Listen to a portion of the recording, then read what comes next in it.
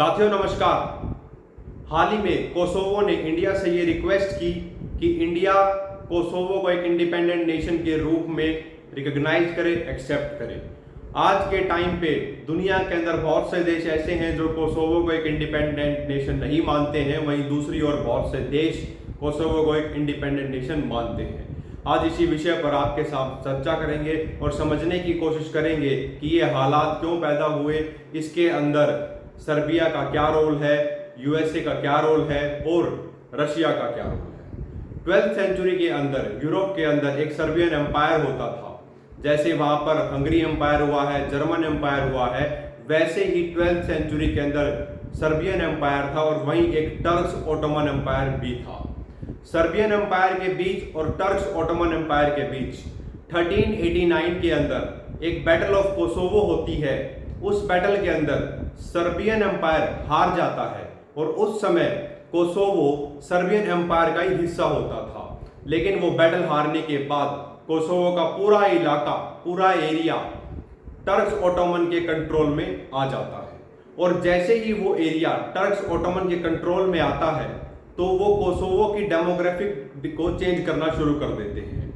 अब हमें ये समझना है कि जो सर्बियन एम्पायर है वो क्रिश्चियनिटी को फॉलो करता है और वहीं टर्क्स ओटोमन एम्पायर है वो इस्लाम फेथ को फॉलो करता है। लेकिन बैटल ऑफ कोसोवो के बाद टर्क्स ओटोमन ने जब कोसोवो के इलाके पर कब्जा किया और वहां पर उन्होंने वहां की डेमोग्राफी को चेंज करना शुरू कर दिया तो वहां पे लगातार क्रिश्चियनिटी को फॉलो करने वाले लोग वो कम होने लगे और इस्लाम फेथ को फॉलो करने वाले लोग बढ़ने लगे। लेकिन उसके बावजूद भी सर्बियन एम्पायर के लोगों ने कोसोवो को पाने के लिए, फिर से क्लेम करने के लिए स्ट्रगल जारी रखा और 400 से 500 साल के एक लंबे स्ट्रगल के बाद बाल्कन्स वॉर के टाइम पे 1913 के अंदर एक ट्रीटी ऑफ लंदन साइन होती है जिसके अंदर सर्बियन एम्पायर को कोसोवो फिर से मिल जाता है। लेकिन जैसा कि मैंने बताया कि वहां पर डेमोग्राफी को चेंज करना शुरू कर दिया गया था, उसके बाद आज की डेट में कोसोवो एक मुस्लिम मेजोरिटी एरिया बन गया है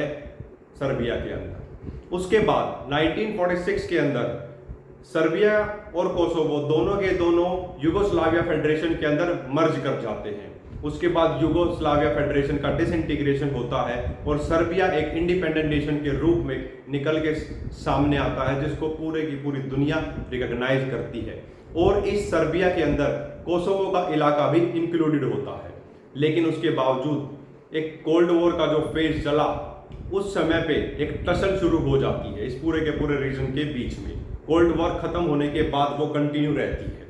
सर्बिया के रशिया के साथ बहुत अच्छे रिलेशन थे और रशिया का सर्बिया के ऊपर से कंट्रोल खत्म करने के लिए, एक तरह से इन्फ्लुएंस को खत्म करने के लिए यूएसए ये चाहता था कि सर्बिया और कोसोवो अलग अलग हो जाए और लगातार कोसोवो के अंदर कोसोवो लिबरेशन आर्मी ये डिमांड रखती थी कि उनको एक इंडिपेंडेंट नेशन के रूप में बना दिया जाए। वो सर्बिया से अलग होना चाहते थे, एक कोसोवो नाम का एक अलग देश बनाना चाहते थे। और वैसा ही एक इवेंट बहुत ही लार्ज स्केल पे उस पूरे के पूरे रीजन के अंदर होता है 1998 के अंदर। 1998 के अंदर सर्बियन पुलिस के बीच और कोसोवो लिबरेशन आर्मी के बीच वो एक टसल हो जाती है, कॉन्फ्लिक्ट हो जाता है।